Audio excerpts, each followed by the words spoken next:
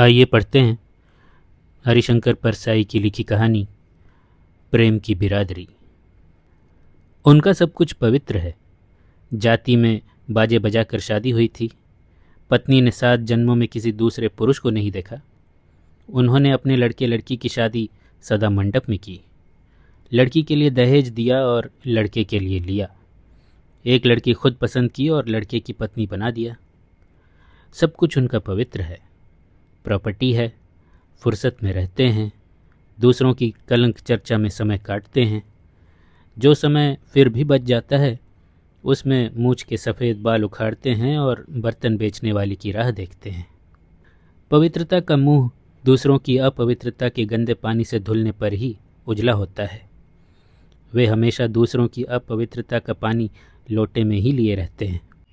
मिलते ही पवित्रता का मुंह धोकर उसे उजला कर लेते हैं। वे पिछले दिनों 2 लड़कियों के भागने, 3 स्त्रियों के गर्भपात, 4 की गैर बिरादरी में शादी और 2 पतिव्रताओं के प्रणय प्रसंग बता चुके हैं। अभी उस दिन दांत खोदते आए। भोजन के बाद कलंक चर्चा का चूर्ण फांकना ज़रूरी होता है। हाजमा अच्छा होता है। उन्होंने चूर्ण फांकना शुरू कर दिया। आपने सुना, अमुक साहब की लड़की अमुक लड़के के साथ भाग गई और दोनों ने इलाहाबाद में शादी कर ली। कैसा बुरा ज़माना आ गया। मैं जानता हूँ कि वे बुरा ज़माना आने से दुखी नहीं, सुखी हैं। जितना बुरा ज़माना आएगा वे उतने ही सुखी होंगे।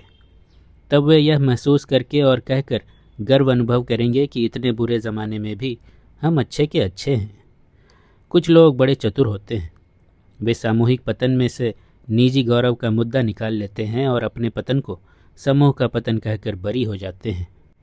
मैंने अपनी दुष्ट आदत के मुताबिक कहा, इसमें परेशान होने की क्या बात है।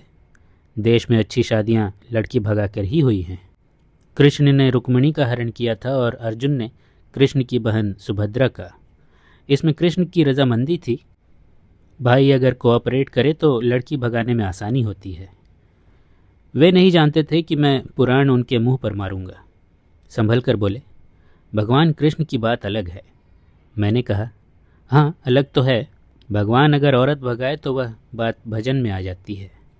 साधारण आदमी ऐसा करे तो यह काम अनैतिक हो जाता है। जिस लड़की की आप चर्चा कर रहे हैं वह अपनी मर्जी से घर से निकल गई और मर्जी से शादी कर ली। इसमें क्या हो गया। वे कहने लगे, आप हमेशा उल्टी बात करते हैं। रीति नीति परंपरा विश्वास क्या कुछ नहीं है। आप जानते हैं लड़का लड़की अलग जाति के हैं।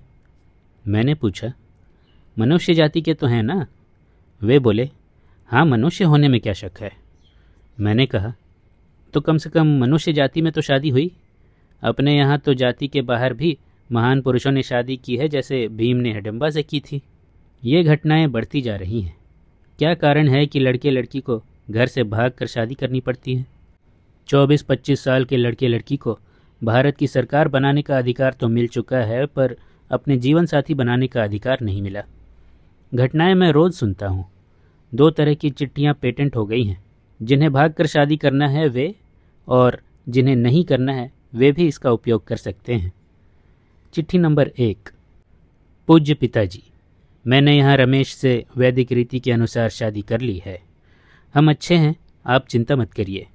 आशा है आप और अम्मा मुझे माफ़ कर देंगे। आपकी बेटी सुनीता। चिट्ठी नंबर 2। प्रिय रमेश, मैं अपने माता पिता की इच्छा के विरुद्ध नहीं जा सकती। मुझे माफ़ कर तुम ज़रूर शादी कर लेना और सुखी रहना। तुम दुखी रहोगे तो मुझे जीवन में सुख नहीं मिलेगा। हृदय से तो मैं तुम्हारी हूँ। 4-5 साल से कहूँगी, बेटा मामा जी को नमस्ते करो। तुम्हारी विनीता। इसके बाद एक मज़ेदार क्रम चालू होता है। एक, माँ बाप कहते हैं वह हमारे लिए मर चुकी है, अब हम उसका मुंह नहीं देखेंगे। फिर कुछ महीने उनके यहाँ जाता हूँ तो वही लड़की चाय लेकर आती है। मैं उनसे पूछता हूँ, यह तो आपके लिए मर चुकी थी। वे जवाब देते हैं, आखिर लड़की ही है। और मैं सोचता रह जाता हूँ कि जो आखिर में लड़की है वह शुरू में लड़की क्यों नहीं थी। माता पिता की भावनाओं को मैं जानता हूँ। विश्वास और परंपरा के टूटने में बड़ा दर्द होता है। जब शेरपा तेन सिंह गौरी शंकर की चोटी पर होकर आया था तब उससे किसी ने पूछा कि वहाँ क्या शंकर भगवान है, तो उसने कहा था कि नहीं है। एक सज्जन बड़े दर्द से मुझसे बोले, तेन सिंह को ऐसा नहीं कहना चाहिए था। मैंने कहा, वहाँ शंकर भगवान उसे नहीं दिखे तो उसने कह दिया कि नहीं है। वे बोले, फिर भी उसे ऐसा नहीं कहना चाहिए था।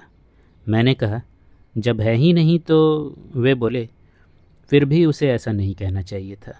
मैंने उनसे पूछा, क्या आप मानते हैं कि वहाँ शंकर जी हैं?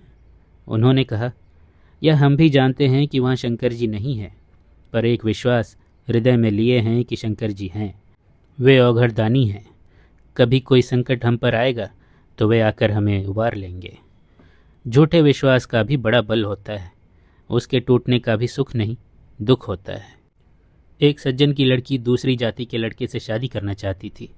माँ बाप का जाति प्रथा की शाश्वतता में विश्वास आड़े आ गया था।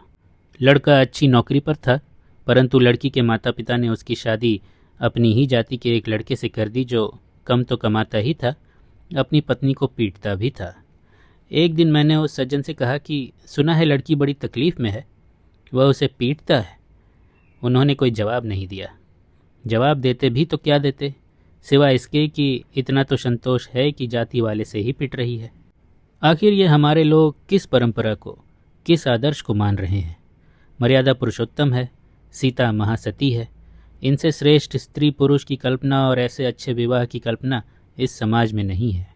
मर्यादा पुरुषोत्तम का निर्माण करने वाले तुलसीदास कहते हैं कि पुष्प वाटिका में क्वाण की किंकिणी नुपुर की ध्वनि सुनकर लक्ष्मण के सामने राम कन्फेस करते हैं कि ऐसा लगता है जैसे मदन ने धुंध भी दे दी है, यानी राम के मन का धनुष वहीं टूट गया। एक विवाह पूर्व प्रेम हो गया, फिर विवाह भी हो गया। आज जिन मूल्यों को इस मामले में माना जा रहा है उनको देखकर मुझे लगता है कि तुलसीदास ने जो लिखा है वैसा न हुआ होगा। हुआ ऐसा होगा, राम ने लक्ष्मण से पूछा होगा कि यह कंकण, किंकिणी और नुपुर की ध्वनि किसकी है। लक्ष्मण ने कहा होगा यह जनक की लड़की सीता की है। तब राम ने पूछा होगा कि क्या जनक अपनी ही बिरादरी के हैं। राम ने कहा होगा तभी तो मेरा मन डोल उठा, दूसरी बिरादरी के होते तो मेरे मन पर कोई असर नहीं होता। इन लड़के लड़कियों से क्या कहा जाए? यही न कि प्रेम की जाति होती है।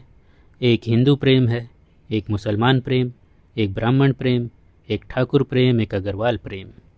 एक कोई जावेद आलम किसी जयंती गुहा से शादी कर लेता है तो सारे देश में लोग हल्ला कर देते हैं और दंगा भी करवा सकते हैं।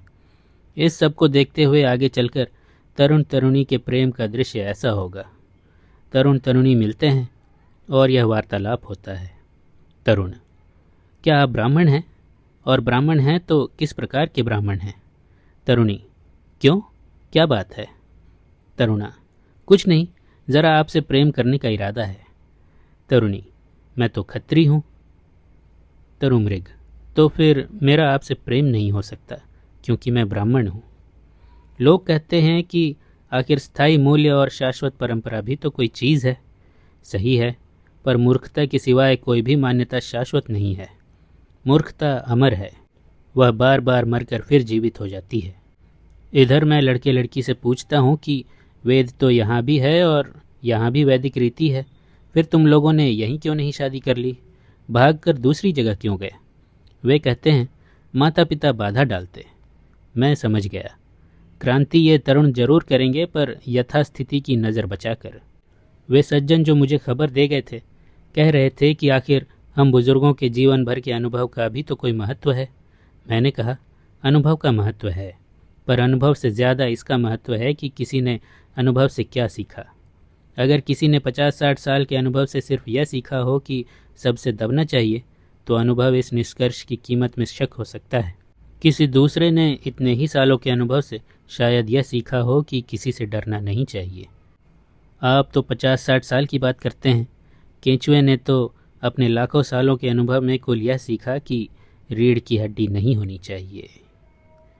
अभी हम पढ़ रहे थे हरिशंकर परसाई की लिखी कहानी प्रेम की बिरादरी।